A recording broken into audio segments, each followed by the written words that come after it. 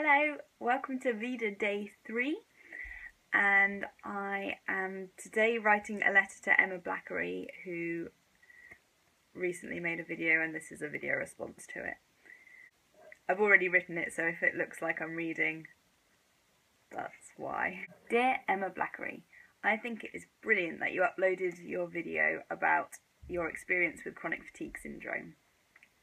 I have had ME for 11 years, and only a few months ago have I started uploading videos and talking about my health online.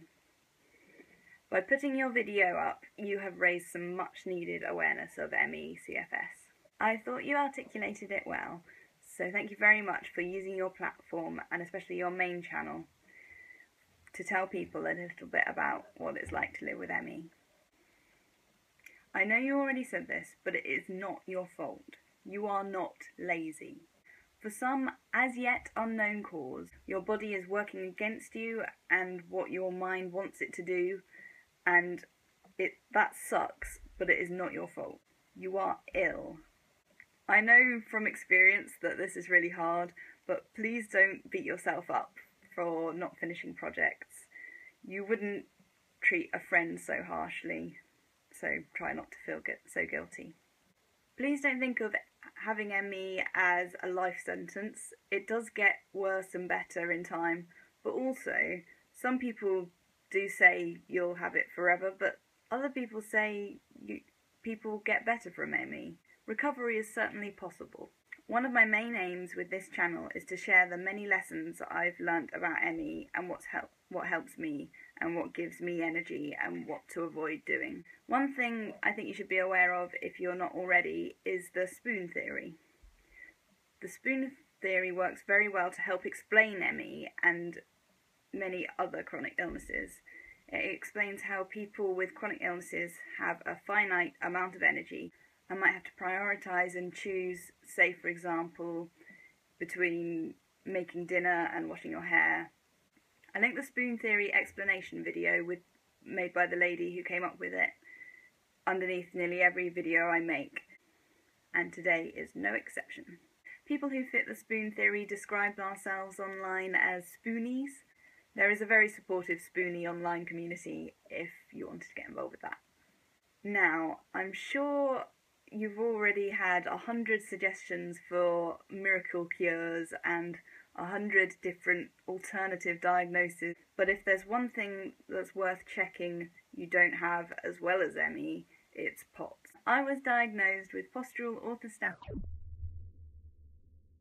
tachycardia syndrome only a few weeks ago, even though I've had ME for 11 years. And even though it's estimated that a third of people with chronic fatigue syndrome have POTS, which is the official estimation, so it's probably even more than that. In POTS, when you stand up, your blood vessels don't contract properly, so all the blood pools in your feet. Your heart races to compensate, to get the blood back up to your brain, and that's the tachycardia bit.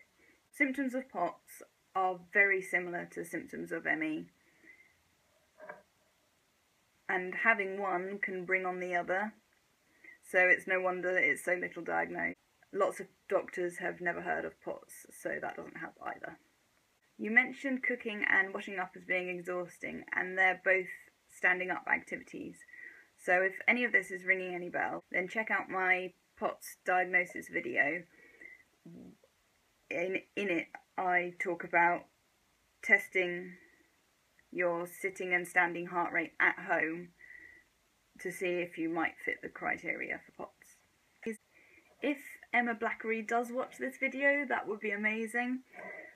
If you don't know who she is, she's a successful YouTuber who makes funny videos and music and all sorts. I will link her video, I Have Chronic Fatigue Syndrome, down below. Thank you, Emma, for making such great videos that have entertained me for years. I'm really sorry you have CFS, but I'm so glad your videos raised awareness of it. I hope you and anyone else watching this video is having a good day. From Emily Cricket.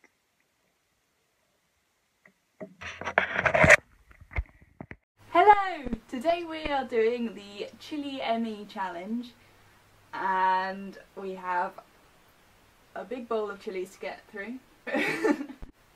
It's all about raising